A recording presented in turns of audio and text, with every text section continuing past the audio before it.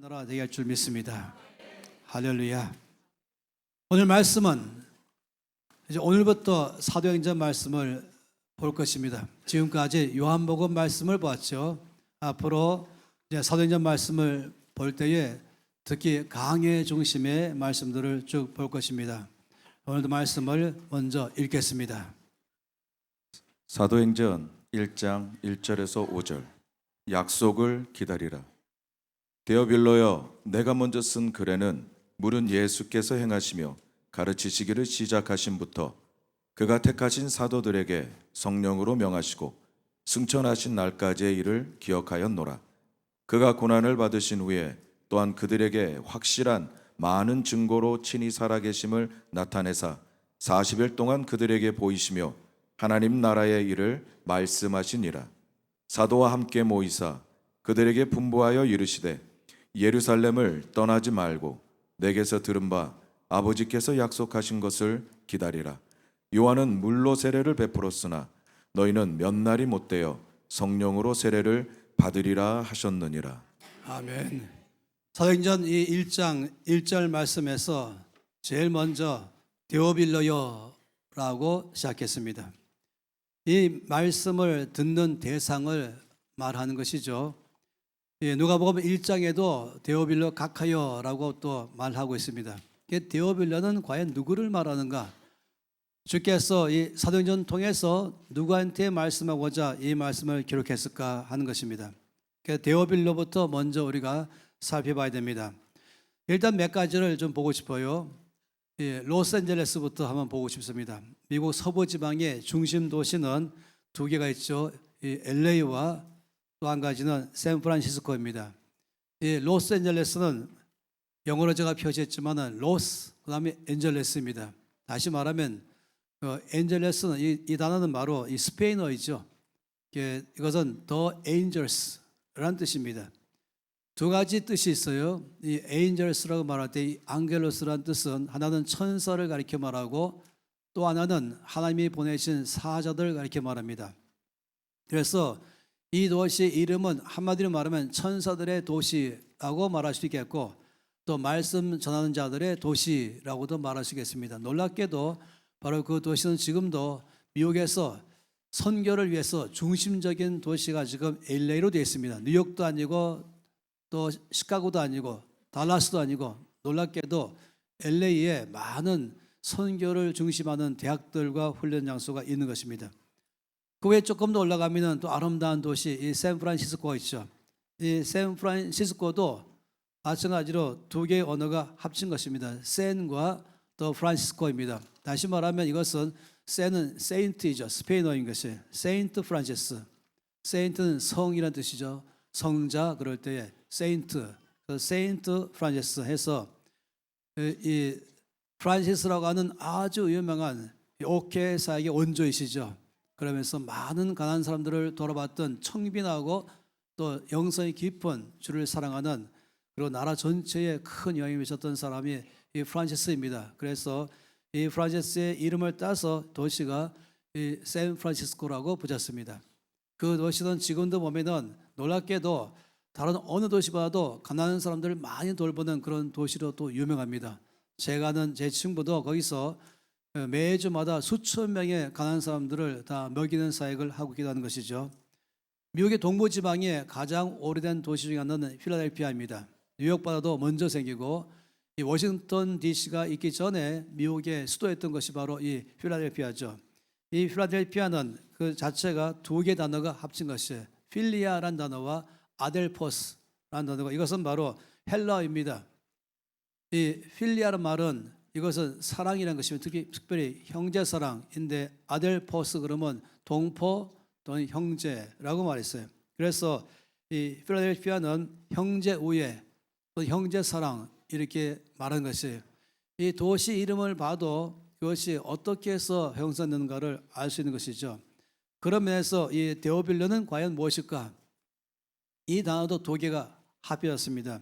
데오스라는 단어와 필리아라는 단어가 합친 것이 헬라어이죠. 이 데오빌로스로 말할 때 데오스는 하나님을 가리켜 말합니다. 이 헬라어로서의 데오스는 하나님 영어로는 God 이렇게 말하고 우리는 하나님 더 Lord라고 말하죠. 또 필리암 아이가 본 것처럼 그거는 형제 사랑 우애를 말합니다. 그래서 데오빌로라고 말하면은 이 하나님을 뜨겁게 사랑하는 사람들 이렇게 말할 수 있는 것이 데오빌로인 것입니다. 그래서 어떤 사람들은 데오빌로라는 아주 당시 로마 제국 시대에 높은 위치에 있는 사람이라고 말할지 모르지만은 그러나 주께서 이 말씀을 기록했을 때는 이 기록된 말씀을 듣는 사람들은 하나님을 뜨겁게 사랑하는 사람들 바로 그들에게 이 말씀을 전하는 것입니다. 하나님의 한없는 사랑을 받은 사람들 또 이렇게 말할 수 있겠죠. 다시 말하면 예수를 믿는 사람들 그리스도인들을 가리켜 말합니다. 특별히 주의 뜨거운 사랑을 받고 또 주께 뜨거운 사랑을 드리는 사람들 이것이 데오빌로와 굉장한 것이죠. 그렇기 때문에 이 말씀이 볼 때마다 크게 은혜를 입게 되는 것입니다. 그래서 1장 1절 말씀에 데오빌로요라고 말해서 하나님을 뜨겁게 사랑하는 사람들이요 이제 성령으로 내가 이 말씀을 썼습니다 라고 말하는데 1장 1절 말씀에 말하기를 먼저 데오빌로요 내가 먼저 쓴 글에는 이렇게 말씀하였죠. 이 먼저 쓴 글은 누가복음을 가리켜 말한 것입니다. 성령께서 누가를 통해서 두 권의 책을 써서 우리 가운데 주께서 말씀하십니다. 하나는 누가복음이죠. 또 하나는 이 사도행전인 것입니다. 누가는 의사입니다. 바울 전도행 팀의 의사로 있으면서 팀원들 전체의 건강도 돌보면서 동시에 전도사에게 깊이 관여했던 사람입니다. 이 의사의 특징은 아주 관찰력이 탁월하고 모든 면에 꼼꼼하고 아주 세세하게 놓치지 않는 것이 있습니다. 어떤 현상들에 대해서 정확하게 파악하고 앞뒤의 전체 내용을 잘 볼 수 있는 것이 바로 의사입니다. 주께서 이 의사 누가를 통해서 두 권의 책을 기록했죠. 마태복음은 바로 마태라고 하는 예수님의 사도를 통해서 기록했어요. 그 사람의 이름은 레이라고도 말하죠. 다시 말하면 전직 세리장이었습니다. 그는 모든 세금을 낸 사람들의 명단을 아주 꼼꼼하게 잘 기록하는 사람이고 액수까지 잘 기록하고 또 장부를 기록할 때는 그냥 쭉 기록하지 않고 이 항목별로 묶어버립니다. 가령 대덕동에 있는 사람들 아니면 대덕동 안에도 몇 개의 단지를 통해서 이 구별할 줄 아는 사람이에요. 그러다 보니까 이 마태복음은 아주 주의 말씀을 잘 정리되어 있는 것으로 놀랍게 특징되어 있습니다. 마가, 누가, 요한복음과 다르게 마태복음은 이 항목별로 묶여 있으면서 그리고 아주 꼼꼼하게 빠지지 않고 잘 기록되는 것이죠. 이처럼 성령께서 각 사람의 특별한 이 성향과 또 배경을 100% 동원하시면서 주의 뜻을 우리 가운데 전달하십니다. 언뜻 보면은 마치 사람이 쓴 글처럼 보일지 모르지만은 사람의 감정과 상태까지 그 안에 포함되어 있거든요. 그러나 주님은 이 모든 걸 다 동원하시면서 우리에게 말씀하는 것이 어느 한 단어, 어느 한 글자라도 헛되게 쓰인 것이 없습니다. 사람의 생각과 감정과 형편을 기록한 것이 아닙니다. 하나님께서, 성령께서 이걸 다 통해서 나에게 말씀하는 메시지죠. 그런 면에서 하나님께서 의사인 누가를 통해서 먼저는 누가복음을 기록하게 하시고 그 다음에는 이제 오늘 말씀처럼 사도행전을 기록하게 하신 것입니다.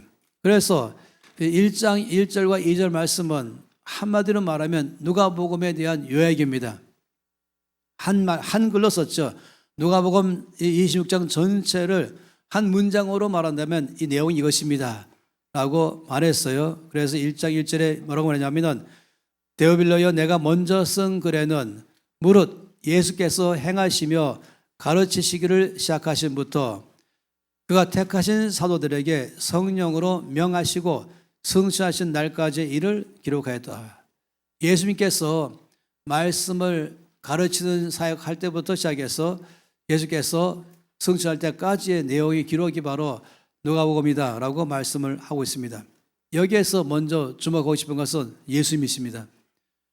우리 예수님께서 말씀하기를 이렇게 했어요. 행하시며 가르치시기를 시작하셨다 라고 말하고 있어요. 예, 주님께서 하신 방법이 우리 모두에게 롤 모델이 됩니다. 우리 모두의 스승 되신 예수님, 우리를 가르치고 우리에게 살아가라고 말씀하신 주님께서 이렇게 말씀하시죠. 먼저 행하시고 그 후에 주께서 가르쳤습니다. 이건 아주 중요한 것이죠. 한마디로 말하면 주님께서는 먼저 살아내지 않고는 말씀을 가르치지 않으셨다, 전하지 않았다라고 말씀을 하는 것입니다. 진리의 말씀은 살아내기 위해서 주어진 것이에요. 모든 성경 말씀 전체는 우리에게 어떤 지식을 전달하기 위해서 준 것도 아닙니다. 어떤 역사를 갖다가 우리에게 배우도록 준 것도 아닙니다. 성경 말씀 전체는 우리에게 살아내라고 주신 말씀입니다. 주님께서 먼저 말씀을 살아내셨죠. 그리고 나서 그 말씀을 가르쳤습니다. 우리는 주께로부터 그래서 배웁니다. 제일 먼저 배우는 것은 주께서 먼저 말씀을 행동으로 살아내신 것부터 배우고 그 다음에 이제 말하기 시작한 것이죠. 이 에스라 7장 10절 말씀은 이 에스라의 결심이 나와 있습니다. 이 말씀 속에 보면 에스라가 여호와의 율법을 연구하여 준행하며 율례와 규례를 이스라엘에게 가르치기로 결심하였다 라고 말했어요. 이 에스라의 결심이 세 가지가 있습니다. 여호와의 율법, 이 하나님의 말씀을 첫째는 연구하기로 결심했습니다. 공부하기로 결심했습니다. 읽기로 결심하고 또 묵상하기로 결심했죠. 그리고 두 번째는 그렇게 말씀을 알게 되면은 하나님의 뜻이 뭔지를 성경 안에서 알게 되면은 그 다음에는 그는 그 말씀대로 살아내는 것입니다. 준행하기로 결심했습니다. 그리고 세 번째는 그 다음에 가서야 이것을 하나님의 백성들에게 가르치기로 결심했습니다. 이스라엘 전체 안에 엄청 많은 랍비들이 있잖아요. 말씀에 정토하고 존경받는 훌륭한 많은 랍비들이 있죠. 오늘날 쉽게 말하면 선생님, 스승님 또는 목회자 또는 사역자 다 통틀어서 랍비라고 말할 수 있습니다. 어마어마한 수십만 명 이상의 유대인들은 랍비가 있는데 가장 훌륭한 랍비가 3명이 있습니다. 그 3명의 랍비의 첫 번째는 에스라입니다. 두 번째는 힐렐이라는 랍비가 있습니다. 세 번째는 사도 바울의 스승인 가말리엘이 있습니다. 이 가말리엘은 힐렐의 손자입니다.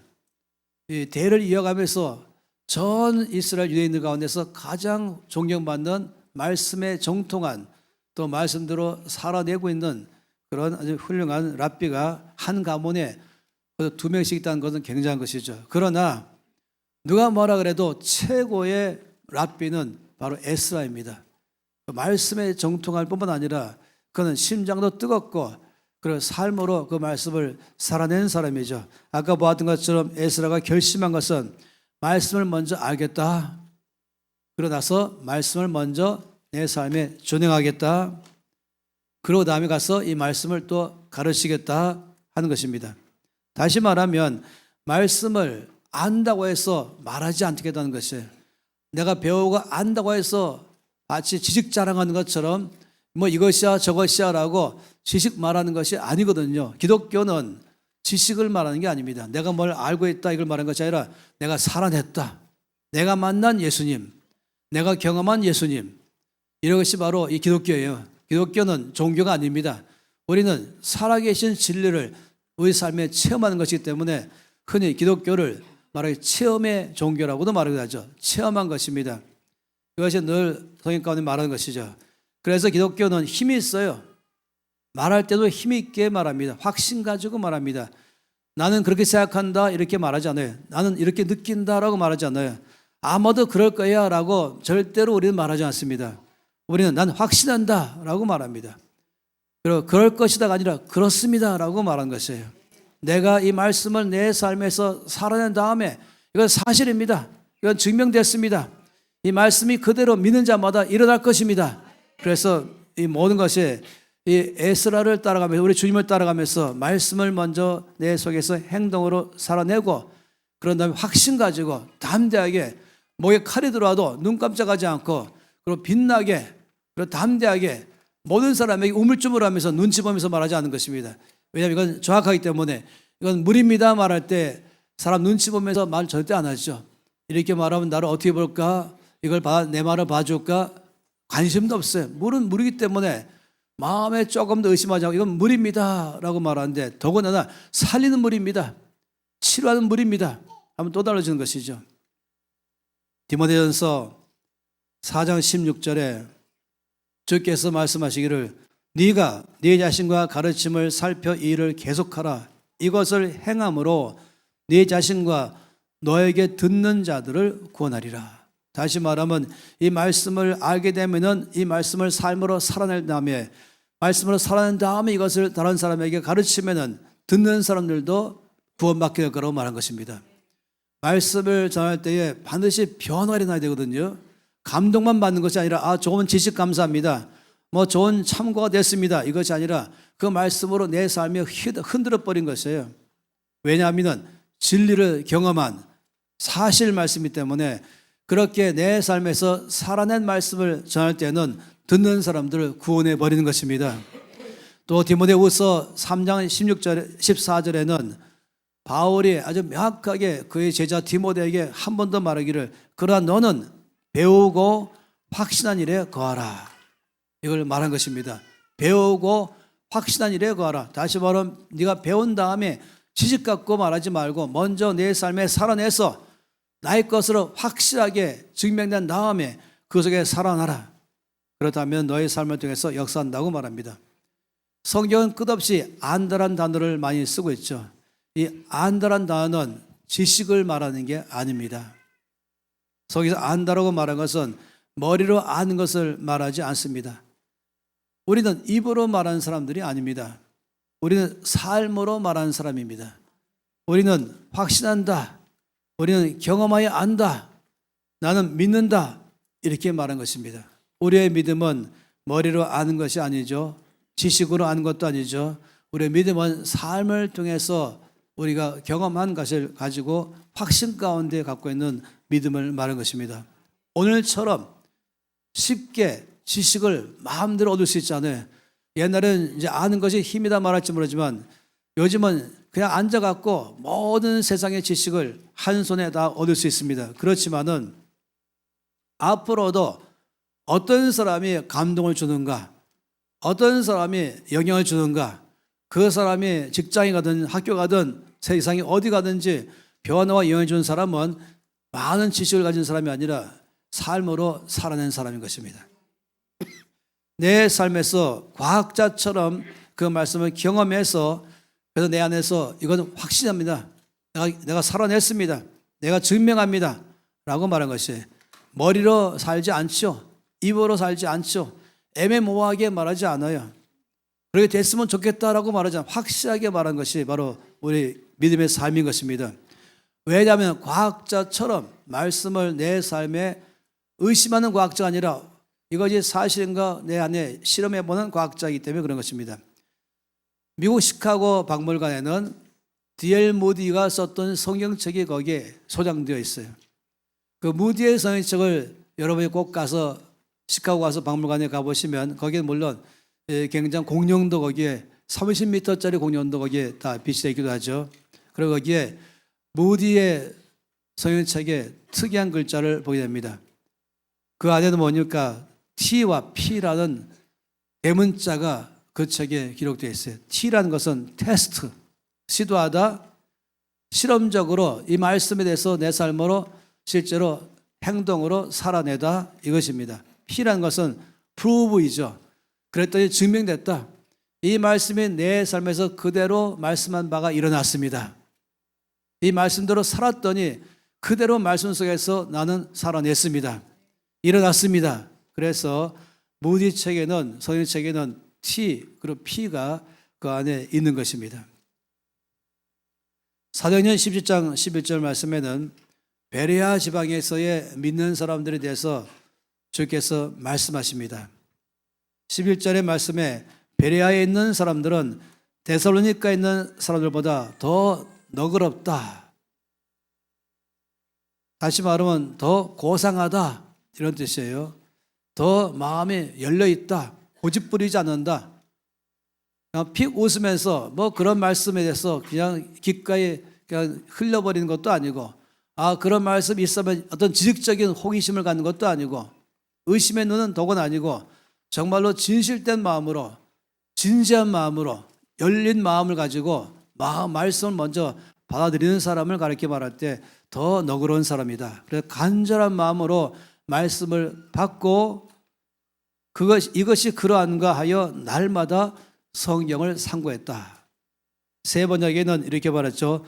베레아의 유대 사람들은 데살로니가의 유대 사람들보다 더 고상한 사람들이어서 아주 기꺼이 말씀을 받아들이고 그것이 사실인지 알아보려고 날마다 성경을 상고했다 라고 말했습니다. 현대의 성경도 마찬가지죠. 베레아 사람들은 데살로니가 사람들보다 신사적이어서 간절한 마음으로 말씀을 받아들이며 그것을 확인하려고 날마다 성경을 연구했다 라고 말한 것이에요. 우리 모든 사람들 가운데 말씀에 대해서 롤 모델을 보인 교회는 바로 베레아 교회인 것입니다. 이 진리 앞에서 편견도 없이 객관적 자세로 그리고 깨끗한 마음을 가지고 간절한 마음을 가지면서 말씀을 들으면은 말씀은 내 삶으로 살아내도록 애를 쓰는 것이에요. 마치 땅으로 말하면은 좋은 땅 같은 사람들인 것입니다. 어떤 씨앗을 심든지 30배, 60배, 100배 열매를 반드시 맺는 땅이 좋은 땅인데 베레아의 그리스도인들은 머리로 아는 지식이 아니라 삶을 통해서 살아내서 경험으로 알아서 삶의 열매가 맺히는 사람들이다 라고 말을 하고 있습니다. 그러니 우리 가운데서 아주 중요한 것은 우리가 말씀을 대하는 자세가 그리스도인들의 삶의 자세가 우리의 스승이신 우리의 주님이신 예수님을 본받아 가는 것입니다. 주께서 먼저 말씀을 행하시고 그 후에 가르친 삶, 이건 반드시 누구에게 가르치는 말이 아니라 어디 가든지 담대하게 옆에 있는 사람에게 담대하게 말할 수 있잖아요.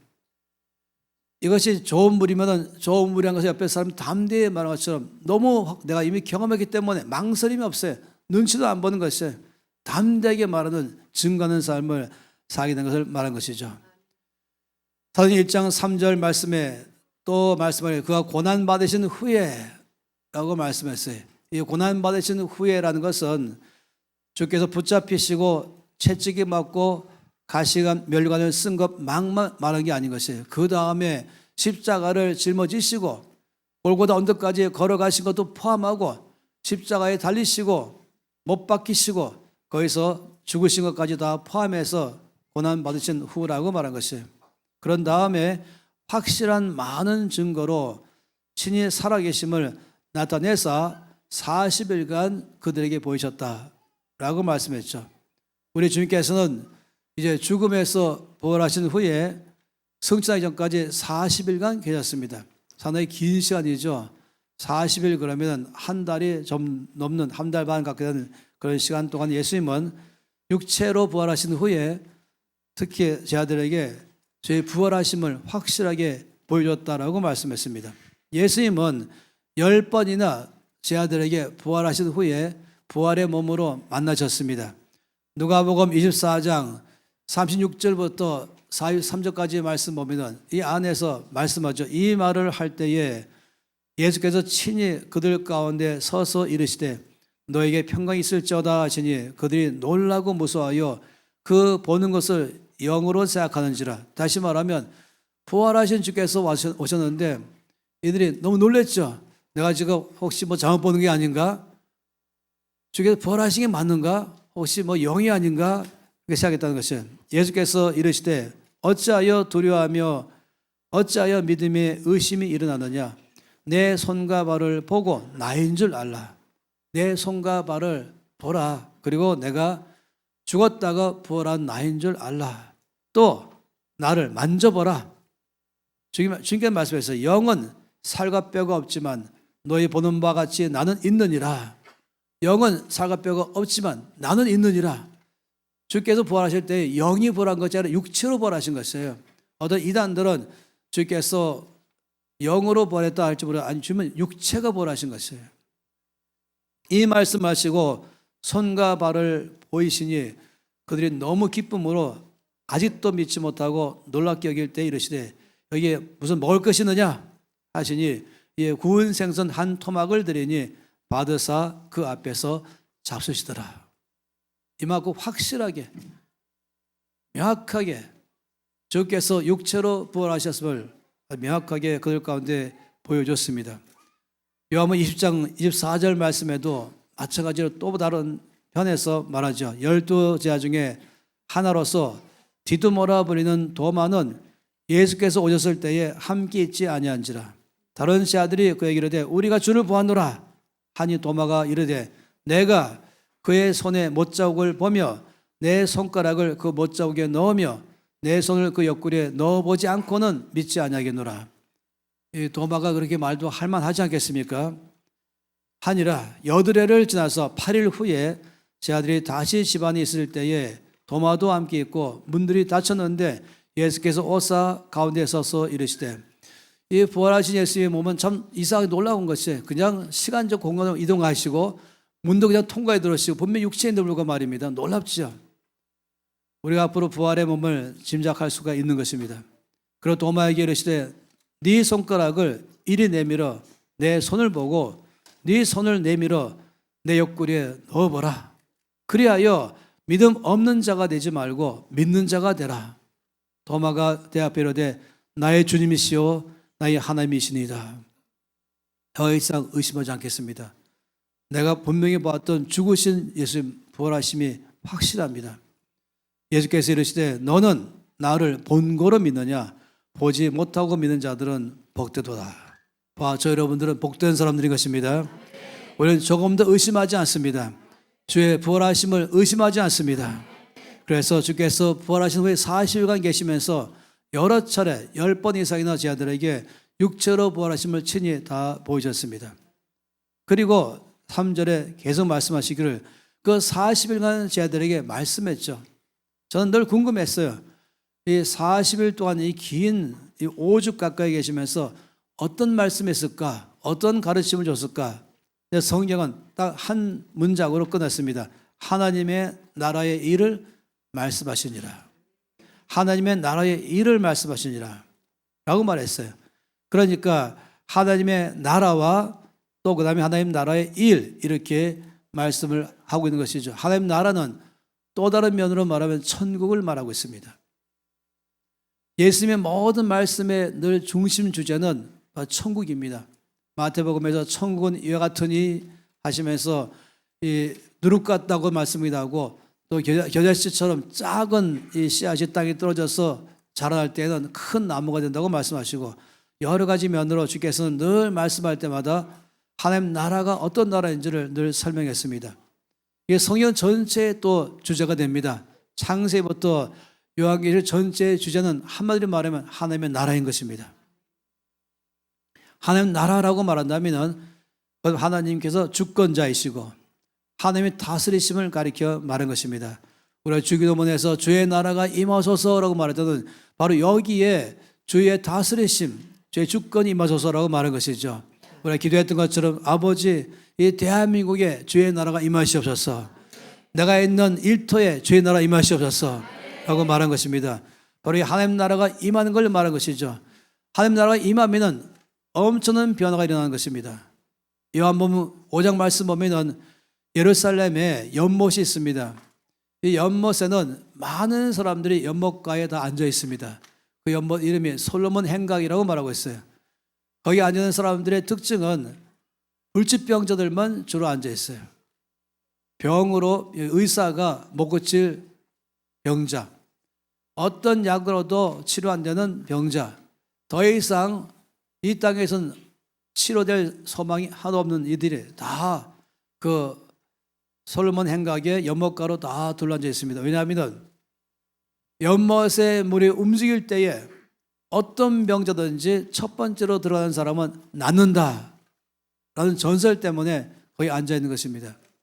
바로 천사가 연못에 오면은 그 증거로 물이 막 움직일 때 그때 어떤 병자든지 들어가면 낫는다. 이것 때문에 연못이 움직여 말하고 있던 것이에요.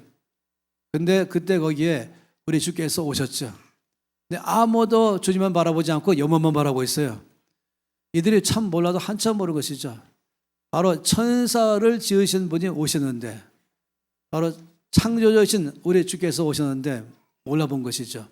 이 38년 된 병자를 주께서 보시고 일어나서 내 자리를 들고 걸어가라고 말씀했죠. 이 38년 된 병자, 20살 때부터 아팠다면은 58세가 된 것이에요. 처음에는 가족들이 뭐 이렇게 들것에 실려가지고 아니면 휠체어로 밀어가면서 오는데 왔다가 놓고서 또 저희 때는 퇴근할 때 데려가고 하는데 이게 1년도 할 만한데 2년 그러면 이제 힘들잖아요. 5년 그러면 더 힘들죠. 10년 그러면 어떻게 그렇게 하겠어요. 이제 38년쯤 되면은 휠체어 밀던 사람 먼저 돌아가시겠어요, 아무도. 나중에는 아예 아침에 딱 놓고 끊어버린 것입니다. 이 사람도 거의 포기 상태에 있습니다. 주께서 이 병이 오랜 줄을 보시면서 네가 낫고자 하느냐 하니까 내가 낫기를 원하지만은 나를 이 물속으로 들여놓을 사람이 아무도 없습니다 라고 말한 걸 보면은 상당히 여러 사람들이 이제 아예 포기해버린 게 분명합니다. 주께서 말씀하기를 일어나서 내 자리를 들고 걸어가라. 이 38년 동안 누워있던 사람이 누워있던 자기 침대를 일어나자마자 들고 집으로 가버린 것이에요. 이것이 바로 우리 주님이십니다. 이것이 바로 하나님의 나라가 임할 때인 것입니다. 하나님 나라는 하나님이 임하신 나라를 말하는 것이죠. 하나님 다스리는 나라를 말하는 것입니다. 주께서 임자시면 바로 거기가 주의 나라 되는 것입니다. 왕이 계시니 그게 바로 왕의 나라인 것이죠. 하나님 나라 말할 때는 하나님이 임자하시는 나라. 그러니 얼마나 놀랍습니까? 거기에 하나님 나라가 뭡니까? 하나님 나라 그러면은 어떤 걸 말하겠습니까? 거기 하나님께서 임하기 시작하면은 어둠이 빛으로 바뀌어버리죠. 저주가 축복으로 바뀌어버리죠. 절망이 소망으로 바뀌어버리죠. 그리고 매였던 사람들의 모든 결박이 풀어지면서 자유케 되어버린 것입니다. 이 슬픔에서 기쁨으로 바뀌는 게 바로 주의 나라 임할 때 일어나는 특성인 것입니다. 바로 죄 사함 받으면서 깨끗해지는 것, 새로워진 것 다 포함해서 이것이 바로 하나님 나라의 일을 말하는 것입니다. 하나님이 임하실 때에 어떤 일들이 일어나는 것을 주께서 말씀했던 것이죠. 고린도전서 4장 20절 말씀에 이걸 잘 말씀하고 있습니다. 하나님의 나라는 말에 있지 않고 오직 능력이 있다. 하나님의 살아계시기 때문에 하나님이 임재하는 그 나라에는 거기는 능력이 나오는 것입니다. 주께서 임재하시면 어둠이 떠나가 버리고 주께 임재하시면 절망이 사라져 버린 것입니다. 우리가 매주일마다 올 때는 저도 여러분도 아직 말할 수 없는 기대가 꽉 차면서 오는 것입니다. 오늘도 나에게 큰 은혜 주신 주를 만나기 위해서 오고 그 은혜를 아주 깊게 외쳐가면서 힘있게 노래 부르기를 위해서 찬양하기 위해서 오는 것이고 주님 감사합니다. 주님 찬송 받으셔서 하기 위해서 모이는 것이에요. 또 동시에 기대하는 것은 찬송 중에 임하시는 주님이 아니겠습니까? 주께 임재하시면 바로 하나님 나라 임하기 시작하잖아요. 그러면 아무도 안수하지 않았다 할지라도 들어올 때는 답답하게 왔다가 전심을 예배드릴 때 주님 만나기 시작하니까 나갈 때는 시원함으로 나가는 것입니다. 들어올 때 낙담해서 왔다가 나갈 때는 상쾌함으로 나가는 것입니다. 여러 가지 한 주간 삶에서 이리저리 살다가 이리 치고 저리 치고 상처받고 낙심된 상태로 왔다 할지라도 전심으로 주 앞에 예배드릴 때 주님 만나주기 시작하시고 치료되게 하시고 새 힘을 주시고 또 한 주간 동안에 땅끝을 바꾸는 사람으로 살게 하는 것입니다. 그러니 하나님 나라의 일이 얼마나 놀랍습니까?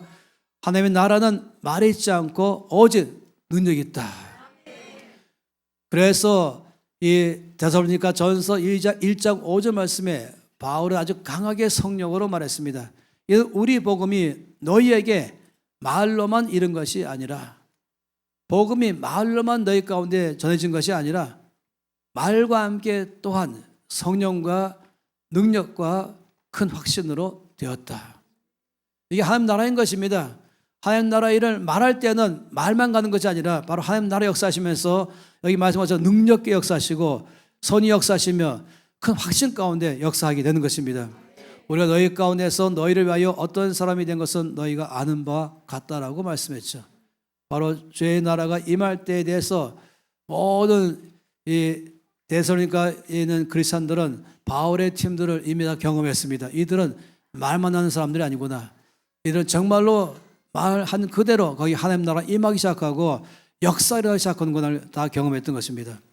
로마서 15장 17절부터 19절까지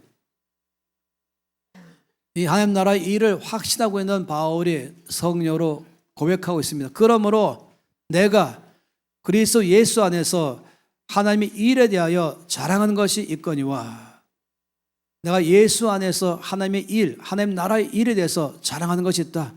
그리스도께서 이방인들을 순종하게 하기 위하여 나를 통하여 역사하신 것 외에는 내가 감히 말하지 아니하노라.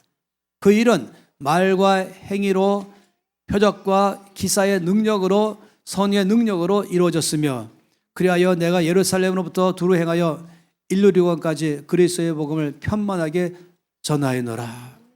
굉장한 것이에요. 바울은 말하기를 내가 가는 곳마다 말씀을 전할 때에 말만 거기 전한 것이 아니라 말과 함께 주께 나를 통하여 능력으로 역사하셨다.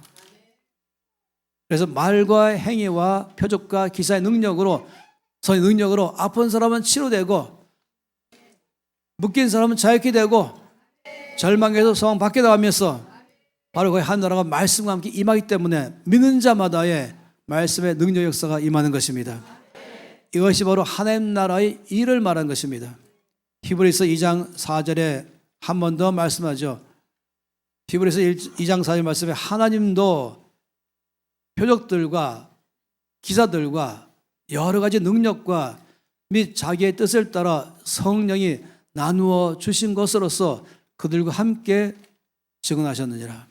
다시 말하면 이제 이 놀라운 말씀을 경험하고 확신 갖고 있는 전도자들이, 바로 증인된 저 여러분들이 옆에 사람에게 말할 때마다 주께서 아멘으로 말한 것이에요. 그 말은 옳은 말이다, 진리이다 하면서 표적으로 증언하시고, 여러 가지 놀라운 기사로 증언하시고, 여러 가지 능력으로, 선행의 은사로 말미암아 말씀마다 주께서 증명하셨다, 그렇다라고 하신 것을 실제로 경험하게 해준 것을 말하는 것입니다. 이것이 바로 하나님 나라의 일인 것입니다. 우리는 바로 내 삶에서 말씀을 믿고 살아갈 때에는 내 속에 주의 나라가 임하기 시작하는 것입니다. 주님은 여러분 모두라 하여금 한 주간 동안 살 때에는 가는 곳 거기가 여러분 통해서 거기에 하나님 나라 임하기를 바라는 것이에요. 다시 말하면 여러분 때문에 거기에 평화가 임하기 시작하고, 여러분이 가면은 거기에 소망이 생기기 시작하는 것이고, 여러분 때문에 그 가운데 즐거움이 생기는 것입니다. 아픈 사람이 있다면 여러분이 기도하기 시작하는 것이죠. 주 예수 이름으로 그때 역사하실 것이고, 하나님 나라가 여러분 때문에 임하는 것이에요. 땅끝이 주께로 돌아오는 것입니다. 이것이 우리 가운데 사는 이 땅의 삶인 것입니다. 예수 믿는 사람들을 볼 때마다 하나님이 누군지를 알게 되는 것이에요. 우리가 말로 하는 것이 아니라 우리 삶을 통해서 증거하는 것이죠. 이제 1장 4절 말씀에 주께서 이제 말씀하기를 사도와 함께 모이사 온 사도를 다 모으시고 그들에게 분부하여 이르시기를 예루살렘을 떠나지 말고 내게서 들은 바 아버지께서 약속하신 것을 기다리라. 예, 사도들에게 분부했습니다. 그건 첫째, 예루살렘을 떠나지 말라. 이 말은 예루살렘에 계속 살라고 말하는 게 아닙니다. 이 말은 어느 기간 동안만 머물러 있으라. 그리고 너희 사명이 있다. 너희는 예루살렘을 떠나야 된다. 다음 주에 보겠지만 온 예루살렘에서 온 유대로 사마리아 땅끝까지 거기에 주의 나라 임하게 하는데 사명이 있는 것이죠. 그 사명을 성취하기 위해서 먼저 예루살렘을 떠나면 안 된다. 이 말은 것입니다. 왜 그러냐면은 나에게서 들은 바 아버지께서 약속하신 것을 기다리라. 예루살렘을 떠나지 말고 기다리라. 약속을 기다리라. 아버지 하나님의 약속을 기다리라. 내가 여러 차례 너희 가운데 아버지께서 무슨 말씀을 약속했는지 말해줬다라고 말한 것입니다.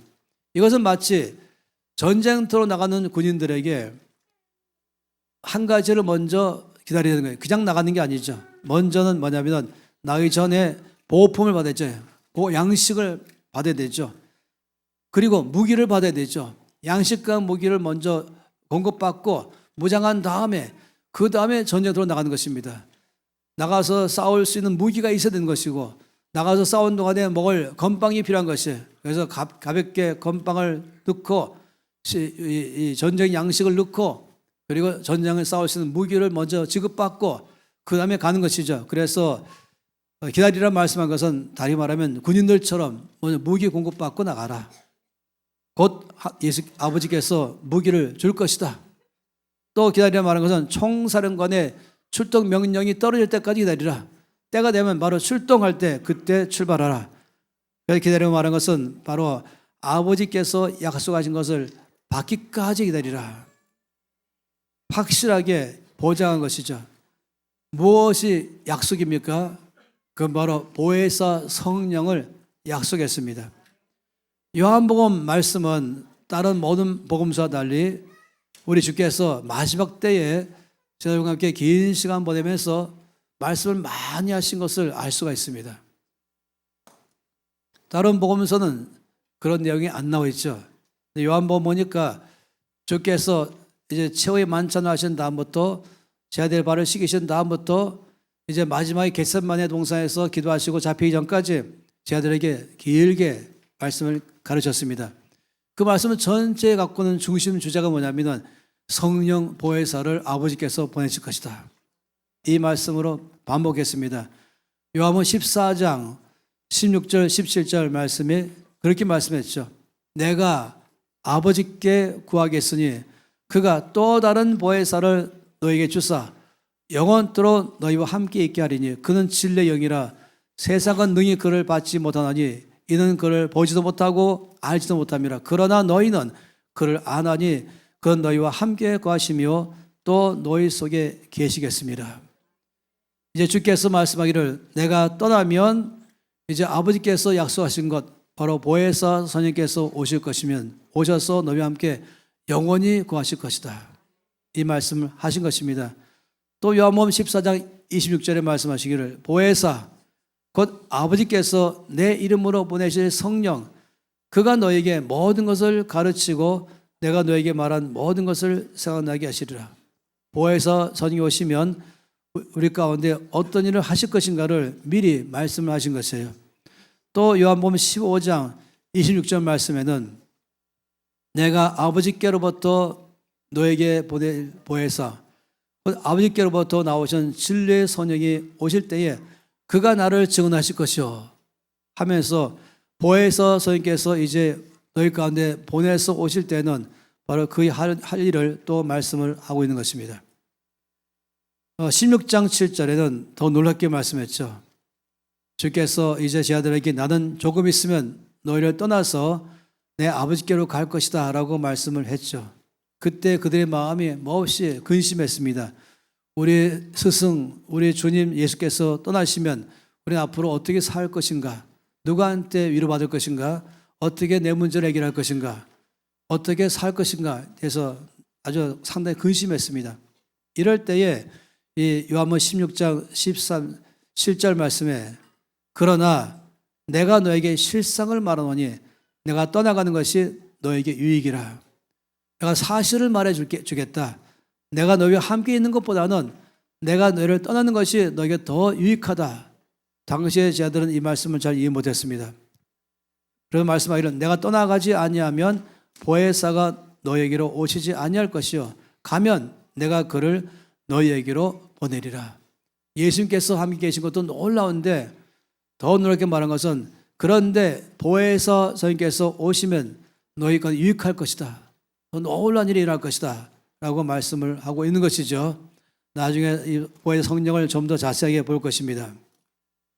그러면서 예수님은 여러 차례 너희에게 말씀하셔서 너희가 내게로부터 들은 바 아버지께서 약속하신 것을 받을 때까지 기다리라. 이것은 바로 보혜사 성령이죠. 요한복음 16장 13절 14절에도 또 말씀했습니다. 그러나 진리의 성령이 오시면 그가 너희를 모든 진리 가운데로 인도하시리니 그가 스스로 말하지 않고 오직 들은 것을 말하며 장래 일을 너희에게 알리시리라. 그가 내 영광을 나타내리니 내 것을 가지고 너희에게 알리시겠습니다. 전쟁에 출정하는 군인들에게는 보급품이 중요한 것처럼 또 무기가 중요한 것처럼 이 세상에 이제 영향을 주는 삶을 살기를 바라는 사람들, NC의 삶을 살기 바라는 사람들, 사명을 갖고 있는 사람들에게는 성령께서 임하신 것이 가장 중요합니다. 그래서 주께서 성령께서 오실 때까지 성령을 받을 때까지 기다려야 된다라고 말씀을 했습니다. 성령 받기를 위해서 간절히 기다리라 이 말이죠. 그냥 멍하니 있는 것이 아니라 저에게서 받기까지 오실 때까지 우리는 전심으로 저 앞에 부르짖고 기도하고 갈망하며 간절히 기다린다면 반드시 오실 것이다. 이 말씀을 하신 것입니다. 누가복음 11장 9절 말씀부터 주님 말씀했죠. 내가 또 너에게 이르노니 구하라. 그러면 너에게 주실 것이요. 찾으라. 그러면 찾아낼 것이요. 문을 두드리라. 그러면 너에게 열릴 것이니 구하는 이마다 받을 것이요. 찾는 이는 찾아낼 것이요. 두드리는 이에게는 열릴 것이니라.